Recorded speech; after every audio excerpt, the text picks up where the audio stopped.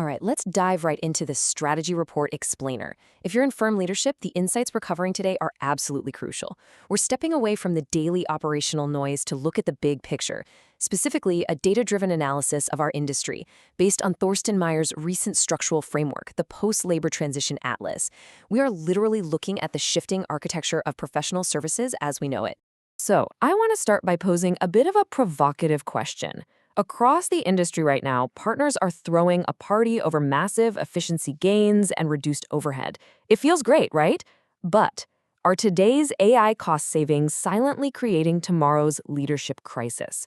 Because as we're going to see from the data, there is a massive hidden trap embedded right inside these very attractive short-term wins. Okay, real quick, here's our roadmap. We'll hit the executive summary, look at the actual displacement patterns happening today, unpack the 4 drivers of this disruption, contrast our sector with software engineering, look at how different subsectors are reacting, and finally, map out the 2030 pipeline collapse. We're building a strictly empirical case here, connecting today's hiring data directly to a severe structural risk down the road. Starting off with Section 1, the executive summary. We really need to confront the core paradox facing firm leadership across the globe right now. Your bottom line probably looks fantastic right now, but, well, it's masking a serious structural threat. What we are seeing is hard, empirical confirmation of what's called the cohort bifurcation hypothesis. Simply put, AI is making senior professionals wildly productive, but it's doing so by completely automating away the junior cohorts. Think about it. All that routine work that used to require massive entry-level classes for document review, gathering audit evidence, pulling data, algorithms are handling it now. And this incredible efficiency is quietly but surely eroding the foundational equity track pipeline across our entire industry. Moving into Section 2, displacement patterns. Let's be clear, we are not talking about forecasts anymore. We're looking at documented intake reductions happening today. The sheer, undeniable scale of these cuts is staggering. If you look at the Big Four accounting sector, and keep in mind, they collectively employ over 1.5 million professionals globally, the drop in graduate intake is massive. In 2023, KPMG slashed its graduate intake by 29%. I mean, wow. Deloitte followed up with an 18% reduction, and EY cut theirs by 11%. This isn't just a subtle shift, it is a rapid, immediate displacement pattern concentrated heavily in audit and advisory roles where AI augmentable tasks are at their highest. And hey, this isn't exclusively a mega firm phenomenon either. Check out this case study from a smaller law firm out in San Francisco. An 8th-year associate leaves, right? But instead of replacing them, the firm decides to lean heavily into AI tools for first-pass document review and contract analysis. The result? Their staffing costs dropped by 27%, profits actually went up, and they billed fewer hours. It is literally the perfect micro example of why there's such a massive, immediate financial incentive to restructure right now. We're seeing the exact same structural shift over in investment banking. Heavy hitters like Goldman Sachs and Morgan Stanley are already testing AI tools that could replace up to 2/3 of entry-level analyst positions. But as this quote highlights, the reality on the ground right now is compression, not extinction. The analysts aren't working fewer hours, they're just working in much, much leaner classes. AI is doing the slide drafting and data crunching, allowing banks to operate with far fewer junior staff than they ever could prior to 2023. Okay, Section 3. 4 drivers of disruption. So why is this happening with such crazy intensity exactly right now? It really boils down to 4 distinct drivers compounding all at once. First, you've got a macroeconomic capital crunch. The 2023 to 2024 interest rate hikes naturally pushed firms to cut costs. Second, AI tool maturation. Tools like Harvey for law, Copilot for audit, and Index GPT for banking have reached a level of true operational substitution. Third is cohort-specific compounding, meaning entry-level roles face both that economic pressure and AI substitution simultaneously. Now, those first 3, universal across many industries. But the fourth driver, pyramid model pressure, that one is entirely unique to professional services.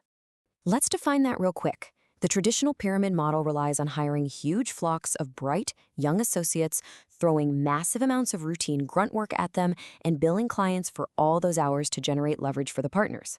We all know clients have been pushing back on this for over a decade. They demand efficiency. Well, AI didn't invent this pressure, it just finally gave firms the operational capability to deliver on it, rapidly accelerating an erosion that was already happening. Moving to Section 4, the structural contrast. To really grasp the timeline we are on, we absolutely have to compare our industry with software engineering. The tech industry is looking at a 2 to 5 year mid-level gap because their promotion cycles are relatively fast. But in professional services, the consequences hit a lot later, and they hit a lot harder. Our industry relies on a 5 to 8 year junior apprenticeship to develop the highly complex skills required to be a senior partner. Because of that long mechanism, the pipeline gap we are creating today won't actually manifest as a full-blown crisis for another 5 to 10 years. We are inadvertently hollowing out the equity track from the bottom up. Section 5 now, subsector heterogeneity. While this pipeline risk applies to everyone, the immediate reality on the ground looks a bit different depending on where you sit. We're basically seeing a displacement intensity gradient across our 4 main subsectors. Like we saw, Big Four accounting shows the clearest reductions. Investment banking is experiencing that structural compression, smaller classes handling the same volume of work. Legal is a fascinating one, because aggregate data shows high employment rates right now, but right under the surface, aggressive firm-level restructuring is quietly starting. And then there's consulting, which is super fragmented, and actually giving us a really interesting contracycle. Check this out. McKinsey has announced a 12% hiring increase in North America, with explicit messaging about expanding their commitment to young talent. This proves that while a lot of firms are simply slashing costs, others are making a massive strategic bet. McKinsey is betting that hiring entry-level talent and teaching them to innovate alongside algorithms will become their major competitive advantage. It really highlights that firm-level restructuring strategies must be deliberate, and they're going to differ drastically from firm to firm.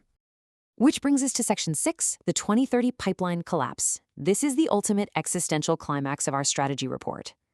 Let's walk through this timeline chronologically, because it shows exactly how today's actions mathematically guarantee a future crisis. In 2023 and 2024, the data is in. Macro and AI-driven graduate intake reductions happened. Going into 2025 through 2027, firms are going to operate highly profitably. You'll have AI-augmented partners leading these structurally leaner teams and loving the margins. But fast forward to 2030, because firms didn't hire back in 2024, the apprenticeship chain completely snaps. There will be a severe, critical shortage of equity track senior associates ready to make partner. So I want to leave you with this final thought. Think about it. Who will be your partners in 2034 if you don't hire analysts today? The short-term efficiencies of AI are undeniable, and honestly, they're completely necessary for margin preservation right now. But if we don't actively restructure our apprenticeship and equity track pipelines today to account for these leaner junior cohorts, the very future of the partnership model is genuinely at risk.